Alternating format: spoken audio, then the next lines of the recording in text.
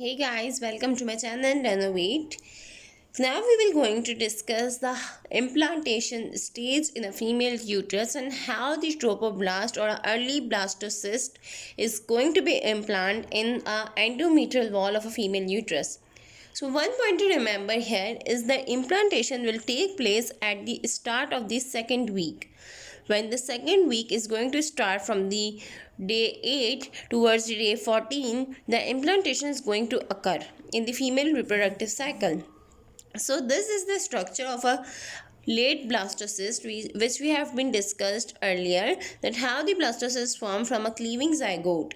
This is the blastocyst, and this part of the blastocyst is called as the embryoblast, which will going to develop into the embryo, and this layer of the cells that are forming the outer cell mass is called as the trophoblast. And this is the ball-like structure inside which there is a blastocystic cavity which has the blastocele, that is the fluid present between the embryoblast and the trophoblast. So now in the implantation stage, this layer of the trophoblast that is covering the outer part, or you can say the outer cell mass that is forming the trophoblast, is going to divide into two parts, that is the cytotrophoblast and the syncytotrophoblast. So what is a cytotrophoblast? A cyto means cell. So the cytotrophoblast will remain around the cell and form a covering of the blastocystic cavity, while the syncytotrophoblast are the immature cells, or they are very fast growing cells, and they will develop more towards the embryonic pole or at the inner cell mass area. At this area, the syncytotrophoblast are going to develop more, while the cytotrophoblast will remain at the margins of the blastocystic cavity. So the syncytotrophoblast are the very fast growing cells, and they have no potential to be stopped their growth and division, and due to a rapid division they will going to erode the endometrium. This is the structure of a uterus. You can see here, this is the endometrium, myometrium, and then it will come the perimetrium. And the endometrium, we have discussed that it has the epithelium which is dipping down to form the uterine glands, and these are the vessels that are going to be developed from the spiral arteries, and these glands have the glycogen protein or the nutriting structure for the embryo, for the blastocyst or the developing embryo. So this is the layer of the epithelium, that is the layer present on the endometrium of the uterus. So this is the epithelium, endometrial epithelium of the uterus, that will dipping down to form the glands. So the developing trophoblast that will going to implant is implanted by the syncytotrophoblast. These syncytotrophoblast are the cells that are present at the region of the embryoblast, and they will go to erode the endometrial wall or the endometrial epithelium by the rapid growth of their cells. Without the stoppage of the growth or without any limitation, they will grow and they will erode this layer by secreting some enzymes that will cause the release of the enzyme and rupture of the endometrial epithelium. So in this next stage, you can see that these are the cells that are the syncytotrophoblast have eroded the endometrial epithelium, and now they are superficially implanted into the uterine endometrium.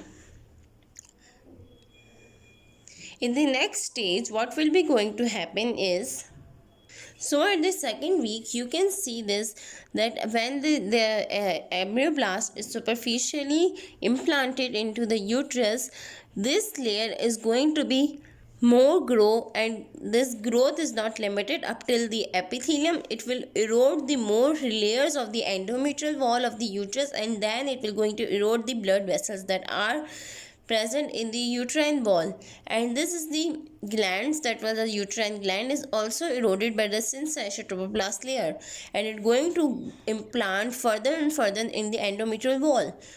Now this is the blood vessel ruptured, and you can see this blood going inside, and the maternal and the fetal blood is going to mix. So the uteroplacental circulation is going to start from the 11th day, and now it is going to be eroded in the endometrial wall. And this is the layer of the syncytotrophoblast, and this is the cytotrophoblast, and this is the embryoblast. One more thing is happening here is when this trophoblast is normally or superficially implanted in the uterus, The embryoblast layer has a function, that is, it is going to divide into two-layer mode, like that of the tropoblast, which has been divided into cyto and syncytial earlier. Now there is a division of an embryoblast into two layers, that is the hypoblast, that is the lower layer, is the columnar like cells, and the epiblast, that is the upper layer. This blue color shown here is the division of the epiblast and hypoblast into two layers. You can see here this upper layer is the epiblast, that is dividing from the embryoblast or the inner cell mass, and this lower columnar cells are the hypoblast. And in between these two cells there is an amniotic cavity. What is the amniotic cavity? It is the amniotic fluid that will be present in between the two layers of the inner cell mass or the embryoblast, that is the epiblast and the hypoblast. So this is the stage of a developing embryo at the day 11 to day 12.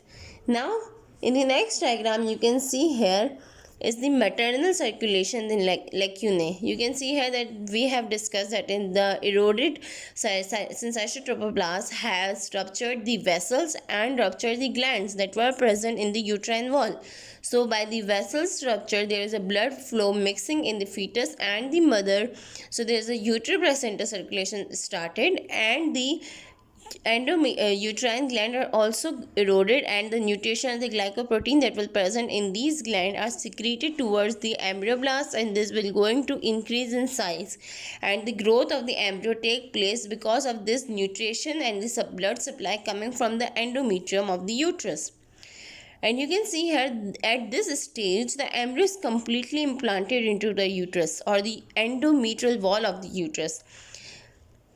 The tropoblast or the blastocyst is completely implanted, and the epithelial lining that was first eroded by the syncytial trophoblast is now going to close. You can see here there is a closing plug will form, and it will going to close the eroded epithelium of the endometrial wall. When the tropoblast or the embryoblast is completely implanted into the endometrial wall. And now in these diagrams you can see that there is the embedded blastocyst, and there when this rupture of the uterine glands and the blood vessel, there will be a further growth in the embryoblast, and amniotic cavity is going to be increased between the hypoblast and the epiblast layer, and there is also producing a space between the cytotrophoblast and the embryoblast. This is the layer of a cytotrophoblast that is covering the amniotic cavity, and this is the layer that is covering the whole embryo, or you can say the whole area that is covering by the blastocyst. So there is a formation of another cavity which is called as the Salomi Cavity, in which there is a coelom present, and this is the amniotic cavity between the epiblast and the hypoblast, and this whole is the blastocystic cavity that is covered with the cytoplasm. In this diagram, it is called as the primary umbilical vesicle. The cytoplasm closing the blastocystic cavity is now called as the primary umbilical vesicle, and the upper part is called as the amniotic cavity, which is between the layers of hypoblast and the epiblast.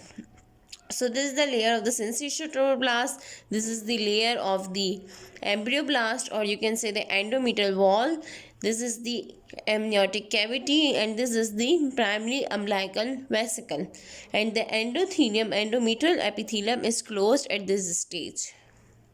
In the next stage, you can see here the trophoblast is completely embedded in the uterine endometrium, and the epithelium is completely closed. There is a blood circulation that has been started between the embryo and the uterus, and the embryo, or the maternal and the uterus circulation has been started, and this is the embryonic part or the inner cell mass that is dividing into the amniotic cavity and the upper and the lower cell stage, and this is the primary umbilical vesicle. This is the coelom that is outside the cytotrophoblast and the between the cytotrophoblast and syncytial trophoblast. This is the umbilical vesicle. Here you can see this is a stage where the hypoblast is going to combine with the cytotrophoblastic cell layer, and this part is called as the embryonic disc, where the actual embryo will going to take place its growth, and there is a formation of a coelomic cavity in between the layers of a endometrium wall and the developing embryo. the coelomic space or the extra embryonic coelom is going to develop between the yolk sac and the uterine endometrium or the cytotropoblastic layer. So cytotropoblastic layer is going to separate it from the endometrial wall, or the cytoplasmic layer is going to separate from the extra embryonic endometrial lining of the primary yolk sac or the umbilical vesicle by the presence of the coelomic space in between, which will going to separate it further in the developing embryo. And this is the uteroplacental circulation have started, and this is the embryonic disc. So these are the steps that we're going to occur when the embryo is implanted in a female uterus. Thank you for watching our video.